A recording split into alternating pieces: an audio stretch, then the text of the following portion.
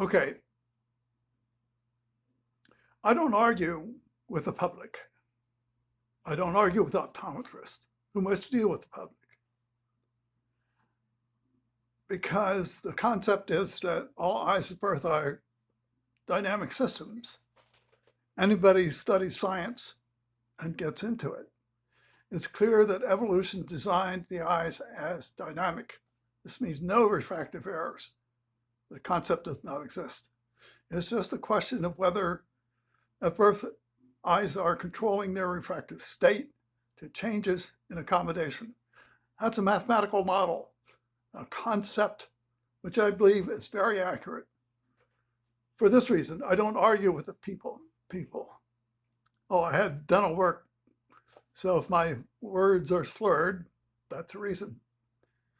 So this concept basically came from college, where I was designing a control system for the totally normal eye and wanted to compare my data against the data for the completely normal eye at birth to see what the correlation was, to see if the concept was correct. Remember, totally normal eye at birth. No defect, no medicine, no optometry. Just what would happen if you tested the completely normal eye to see how it truly did behave, measured as a refractive state. Classical methods, and in part Kepler's method for measuring a refractive state of his eyes.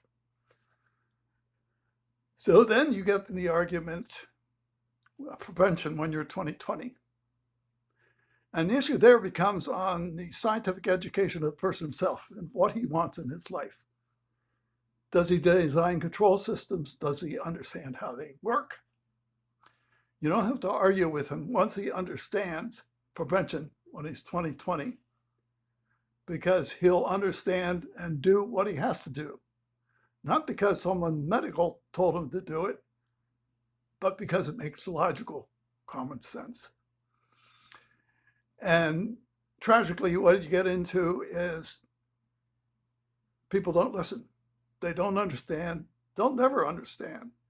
So we're back to my arguments with people to design control system. I have one friend who is highly qualified in that design. And so I've enjoyed discussion with him to determine no defect of the eye, but whether the completely normal eye is a sophisticated system. Nothing that's defective. Until you get your mind straight on that score, you can't even argue about it. So let's talk about Rupa Wong and kids. Tragically, kids, you can't do anything about it. Even she has an impossible time dealing with kids. So I don't blame the optometrist when a kid is doing this, because a kid does that, he's going to go down about one doctor per year, and nobody could do anything to stop it. And try and argue with a kid, it's a waste of time. And tragic for the kid, of course, but no optometrist can do anything about it. Only an engineer could have the courage, understanding, fortitude to deal with it when he's at 2030 or 2040. So let's hear what Rupa has to say. And Rupa, this is kids throwing tantrums when you try to get their nose off the page. I'll turn up the volume. My great sympathy. Kids are hopeless. Prevention will never exist for kids for this reason. This is why I say engineers will understand why it's necessary.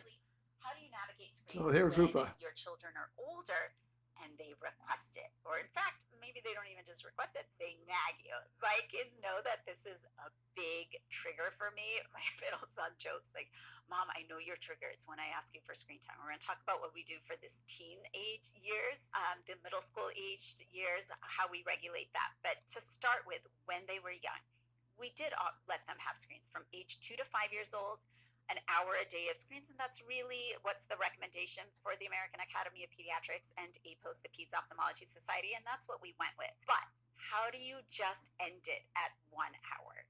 how does it not become this battle, then this tantrum to take that screen away at the end of an hour?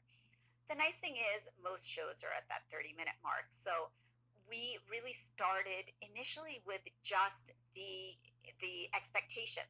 You can watch 2 shows. You can do 1 show now and 1 show later. If they were a little bit older, 4 or 5, they're in control. They make that decision what they wanted to do.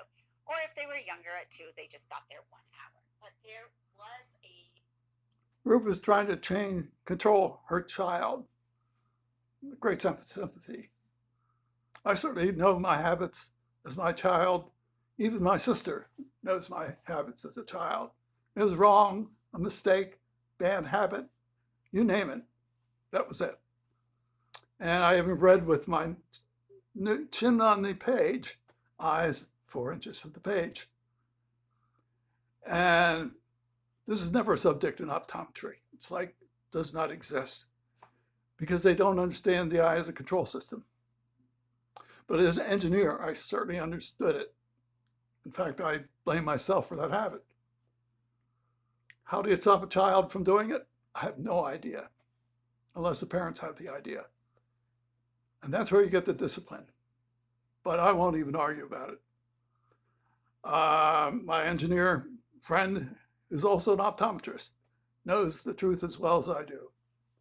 But what he does and what his kids do, I have no idea. That's completely up to him. This goes to my sister's kids. Now, my sister's kids were 20-inch kids. They didn't do what I did. So they kept their 20/20 inadvertently by doing the right thing. Eyes out there. It's tragic in many ways.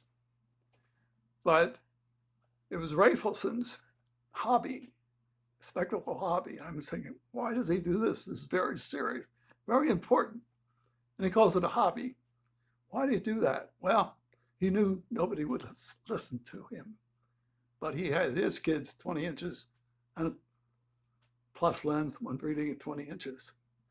Everybody says, well, why do you do that? They have 20/20 vision. Put a Snellen, they have 20/20. Why the hell do you have them reading with a plus lens when they have 20/20? Well, the answer is you want to measure the refractive state as positive as you see me doing it. So I learned a hard lesson that you can't help children with this. It's impossible. Ruth is trying to help her own kids by getting this regimen of keep the cell phone. Well, there's two distances. Screens at 20 inches or screens at 4 inches. They don't make this distinction. An engineer, he understands what I'm talking about. And he'll even help his kids when the kids have 20/20. And you see me making the measurement. I'm reading the 20/20 line, and that's reasonable. And then I put a plus lens and read the 20/20 line through a plus a half diopter, maybe a plus 1 diopter. That is the real measurement. If you can't make that measurement, won't make the measurement, you don't belong in an engineering program. If you won't measure your own refractive state yourself as I'm doing it, you're not an engineer and you don't belong in an engineering scientific program. Are there risks to prevention as I'm doing it? Well, you might say there is. But they're my eyes, and I want to keep my eyes clear for life. That's why I must make the measurements. So when I say Snellen, I don't mean throw up a Snellen, look at it. I mean engineering science. Go from 20/50 to 20/30 to get your refraction change from a negative value to a positive value, because the eye is a sophisticated system, and it must do that.